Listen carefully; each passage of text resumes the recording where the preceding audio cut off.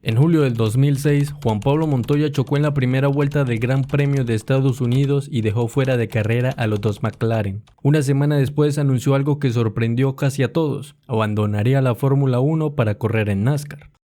Muchos dijeron que estaba huyendo, que McLaren se había cansado de sus errores, que Montoya no había soportado la presión, pero la ruptura había comenzado meses antes. Entonces la pregunta es otra: ¿por qué uno de los pilotos más rápidos de su época prefirió dejar el lugar al que casi todos sueñan llegar?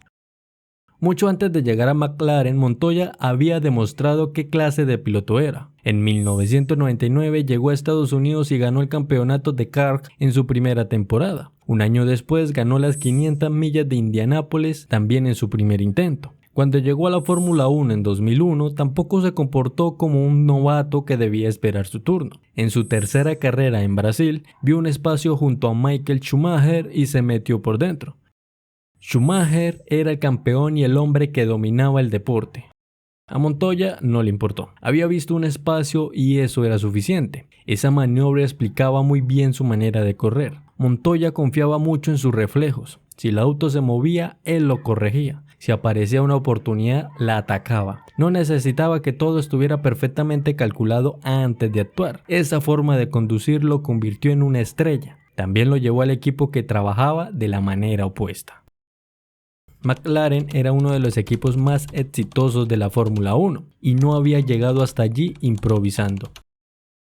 Bajo la dirección de Ron Dennis, todo debía estar preparado, medido y revisado. En la Fórmula 1, una pieza mal instalada, una mala parada en boxes o una decisión tomada unos segundos tarde puede arruinar una carrera completa. Por eso McLaren intentaba reducir al mínimo cualquier error. Montoya funcionaba de otra manera. McLaren quería encontrar los problemas antes de salir a la pista. Montoya confiaba en poder resolverlos mientras manejaba. El equipo buscaba orden. El piloto era especialmente bueno cuando aparecía el caos. Ninguno de los dos estaba necesariamente equivocado, pero entendían la velocidad de una manera diferente. Y esa diferencia apareció desde la primera vez que Montoya condujo el McLaren. Años después, Montoya explicó que el McLaren reaccionaba rápido cuando comenzaba una curva, pero después tendía a seguir derecho en lugar de continuar girando. A ese comportamiento se le llama subviraje. Imagina que giras el volante hacia la izquierda, pero el auto insiste en seguir hacia adelante. Montoya prefería un vehículo que le permitiera cambiar la dirección con el volante y el acelerador. Le gustaba sentir que todavía podía corregirlo con sus propias manos. Kimi Raikkonen se adaptaba mejor al comportamiento del McLaren. Montoya no. Eso no significaba que Montoya fuera lento, significaba que una parte importante de su talento era menos útil dentro de ese automóvil. Era como tener a un gran delantero y obligarlo a jugar siempre lejos del arco. Seguía siendo un gran jugador, pero no estaba usando su mejor cualidad.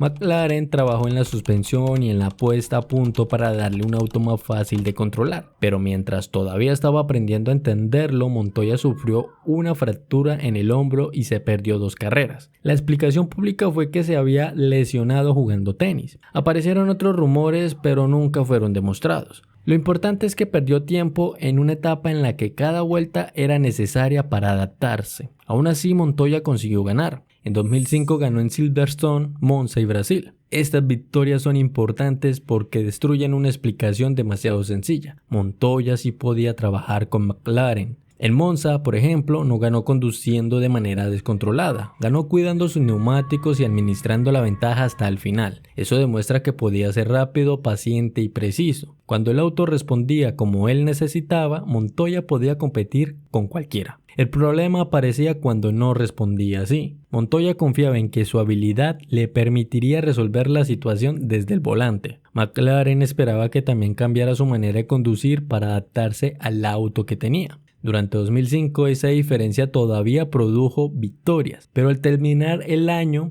apareció un problema mucho más difícil de corregir. McLaren ya había anunciado que Fernando Alonso llegaría al equipo en 2007. Todavía quedaba otro asiento disponible. El equipo podía conservar a Montoya, pero decidió esperar antes de confirmarlo. Para McLaren, esperar podía ser una decisión normal. El equipo quería estudiar todas sus opciones antes de firmar otro contrato. Montoya lo interpretó de otra manera. Si después de ganar 3 carreras McLaren todavía no estaba seguro de quererlo, él tampoco quería quedarse esperando una respuesta. Desde ese momento comenzó a mirar hacia afuera. La temporada 2006 no solucionó el problema. El nuevo McLaren no era tan competitivo como el automóvil del año anterior. Räikkönen conseguía mejores resultados y las opciones de Montoya dentro de la Fórmula 1 eran cada vez menos atractivas. Su velocidad no había desaparecido. Terminó en tercero en San Marino y segundo en Mónaco, pero ya no estaba decidiendo solamente cómo terminar una temporada. Estaba decidiendo dónde quería pasar los siguientes años de su carrera. Entonces llegó Indianápolis.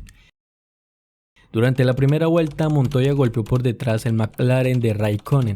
El contacto provocó un accidente múltiple y dejó fuera de carrera a los dos autos del equipo. En unos segundos, McLaren perdió sus dos vehículos y cualquier posibilidad de sumar puntos. Para un equipo que trabajaba durante meses intentando evitar errores, era una imagen terrible, pero el accidente no creó el problema. McLaren llevaba meses sin asegurarle un futuro. Montoya ya estaba hablando con Chip Ganassi sobre la posibilidad de regresar a Estados Unidos. Pocos días después anunció que se iría a NASCAR.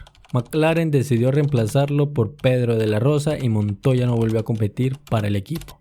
McLaren podía medir las frenadas de Montoya, sus tiempos por vuelta y cada movimiento del auto mediante la telemetría. Lo que no podía medir por completo era cuánto mejor conducía Montoya cuando se sentía respaldado y libre para confiar en sus instintos. Pero Montoya también debía aceptar una verdad incómoda: no todos los equipos podían adaptarse a él.